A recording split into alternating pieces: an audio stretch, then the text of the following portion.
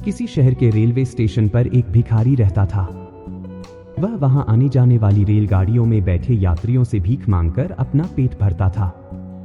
एक दिन जब वह भीख मांग रहा था तो उसने सूट बूट पहने एक लंबे व्यक्ति को देखा।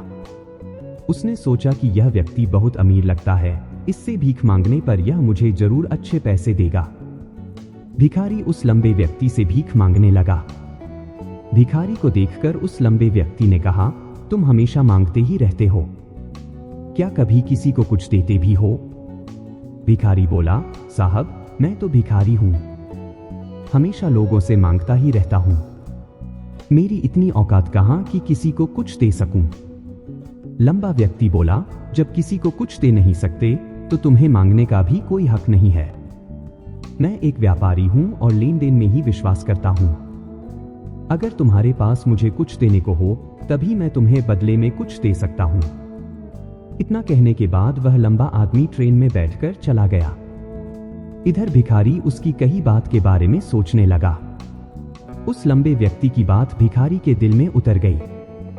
वह सोचने लगा कि शायद मुझे भीख में अधिक पैसा इसलिए नहीं मिलता क्योंकि मैं उसके बदले में किसी को कुछ दे नहीं पाता हूं।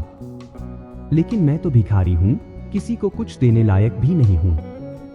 वह सोचता रहा कि कब तक मैं लोगों को बिना कुछ दिए केवल मांगता ही रहूंगा। बहुत विचार करने के बाद उसने निर्णय किया कि जो भी व्यक्ति उसे भीख देगा उसके बदले में वह भी उस व्यक्ति को कुछ जरूर देगा।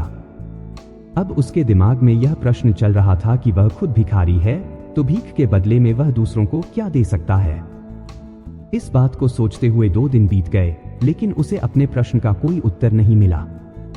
तीसरे दिन जब वह स्टेशन के पास बैठा हुआ था तभी उसकी नजर कुछ फूलों पर पड़ी जो स्टेशन के आसपास के पौधों पर खिल रहे थे। उसने सोचा, क्यों न मैं लोगों को भीख के बदले कुछ फूल दे दिया करूं। उसको अपना यह विचार अच्छा लगा और उसने वहां से कुछ फूल तोड़ लिए। अब वह ट्रेन में भीख मांगने पहुंचा। जब भी कोई उसे भीख देता तो उसके बदले में वह भीख देने वाले को कुछ फूल दे देता। उन फूलों को लोग खुश होकर अपने पास रख लेते थे। कुछ ही दिनों में उसने महसूस किया कि अब उसे बहुत अधिक लोग भीख देने लगे हैं। वह स्टेशन के पास के सभी फूलों को तोड़ लाता था। जब तक उसके पास फूल रहते थे तब तक उसे बहुत से लोग भीख देते थे। लेकिन जब फूल बांटते बांटते खत्म हो जाते तो उसे भीख भी नहीं मिलती थी। रोज ऐसा ही चलता रहा। एक दिन जब वह भीख मांग रहा था तो उसने देखा कि वही लंबा व्यक्ति ट्रेन में बैठा है जिसकी वजह से उसे भीख के बदले फूल देने की प्रेरणा मिली थी। वह तुरंत उस व्यक्ति के पास पहुंच गया और बोला, आज मेरे पास आपको देने के लिए कुछ फूल है, आप मुझे भीख दीजिए तो बदले में मैं आपको कुछ फूल दूंगा। उस लंबे व्यक्ति ने उसे भीख के रूप में कुछ पैसे दे दिए और भिखारी ने कुछ फूल उसे दे दिए। उस लंबे व्यक्ति को यह बात बहुत पसंद आई। वह बोला, वाह क्या बात है, आज तुम भी मेरी तरह एक व्यापारी बन गए हो। इतना कहकर फूल लेकर वह लंबा व्यक्ति अपने स्टेशन पर उतर गया। लेकिन उस लंबे व्यक्ति द्वारा कही गई बात एक बार फिर से उस भिखारी के दिल में उतर गई। वह बार बार उस लंबे व्यक्ति के द्वारा कही गई बात के बारे में सोचने लगा और बहुत खुश होने लगा। उसकी आंखें अब चमकने लगी। उसे लगने लगा कि अब उसके हाथ सफलता की वह चाबी लग गई है जिसके द्वारा वह अपने जीवन को बदल सकता है। वह तुरंत ट्रेन से नीचे उतरा और उत्साहित होकर बहुत तेज आवाज में ऊपर आसमान की तरफ देखकर बोला, मैं भिखारी नहीं हूं, मैं तो एक व्यापारी हूं, मैं भी अमीर बन सकता हूं। लोगों ने उसे देखा तो सोचा कि शायद यह भिखारी पागल हो गया है और अगले दिन से वह भिखारी उस स्टेशन पर फिर कभी नहीं दिखा। लेकिन 6 महीने बाद इसी स्टेशन पर 2 व्यक्ति सूट बूट पहने हुए यात्रा कर रहे थे। दोनों ने एक दूसरे को देखा तो उनमें से एक ने दूसरे से हाथ मिलाया और कहा, क्या आपने मुझे पहचाना? दूसरा व्यक्ति बोला, नहीं, क्योंकि मेरे हिसाब से हम लोग पहली बार मिल रहे हैं। पहला व्यक्ति बोला, नहीं, आप याद कीजिए, हम पहली बार नहीं बल्कि तीसरी बार मिल रहे हैं। दूसरा व्यक्ति बोला, मुझे याद नहीं, वैसे हम पहले 2 बार कब मिले थे? अब पहला व्यक्ति मुस्कुराया और बोला, हम पहले भी 2 बार इसी ट्रेन में मिले थे।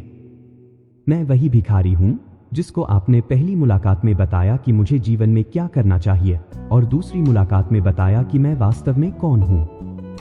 दूसरा व्यक्ति मुस्कुराया और अचंभित होते हुए बोला, ओह, याद आया। तुम वही भिखारी हो जिसे मैंने एक बार भीख देने से मना कर दिया था और दूसरी बार मैंने तुमसे कुछ फूल खरीदे थे। लेकिन आज तुम यह सूट बूट में कहां जा रहे हो और आजकल क्या कर रहे हो? तब पहला व्यक्ति बोला, हाँ, मैं वही भिखारी हूं, लेकिन आज मैं फूलों का एक बहुत बड़ा व्यापारी हूं और इसी व्यापार के काम से ही दूसरे शहर जा रहा हूं। कुछ देर रुकने के बाद वह फिर बोला, आपने मुझे पहली मुलाकात में प्रकृति का वह नियम बताया था जिसके अनुसार हमें तभी कुछ मिलता है जब हम कुछ देते हैं। लेन देन का यह नियम वास्तव में काम करता है। मैंने यह बहुत अच्छी तरह महसूस किया है, लेकिन मैं खुद को हमेशा भिखारी ही समझता रहा। इससे ऊपर उठकर मैंने कभी सोचा ही नहीं। और जब आपसे मेरी दूसरी मुलाकात हुई तब आपने मुझे बताया कि मैं एक व्यापारी बन चुका हूं। अब मैं समझ चुका था कि मैं वास्तव में एक भिखारी नहीं बल्कि व्यापारी बन चुका हूं। मैंने समझ लिया था कि लोग मुझे इतनी भीख क्यों दे रहे हैं, क्योंकि वे मुझे भीख नहीं दे रहे थे बल्कि उन फूलों का मूल्य चुका रहे थे। सभी लोग मेरे फूल खरीद रहे थे क्योंकि इससे सस्ते फूल उन्हें कहां मिलते। मैं लोगों की नजरों में एक छोटा व्यापारी था, लेकिन मैं अपनी नजरों में एक भिखारी ही था। आपके बताने पर मुझे समझ आ गया कि मैं एक छोटा व्यापारी हूं। मैंने ट्रेन में फूल बांटने से जो पैसे इकट्ठे किए थे उनसे बहुत से फूल खरीदे और फूलों का व्यापारी बन गया। यहाँ के लोगों को फूल बहुत पसंद हैं और उनकी इसी पसंद ने मुझे आज फूलों का बहुत बड़ा व्यापारी बना दिया। दोनों व्यापारी अब खुश थे और स्टेशन आने पर साथ उतरे। अपने अपने व्यापार की बात करते हुए आगे बढ़ गए। कहानी का संदेश। इस कहानी से हमें बहुत कुछ सीखने को मिलता है।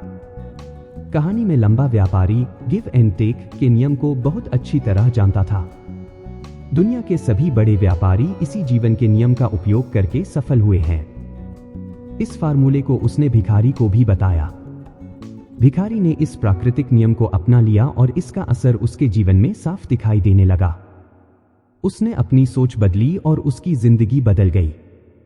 यह कहानी हमें बताती है कि यदि हम अपनी सोच बदल लें तो कुछ भी हासिल किया जा सकता है। यदि हम खुद को छोटा समझते रहेंगे तो हम हमेशा छोटे ही बने रहेंगे। बड़ा बनने के लिए हमें अपनी सोच को बदलना होगा और खुद के बारे में बड़ा सोचना होगा।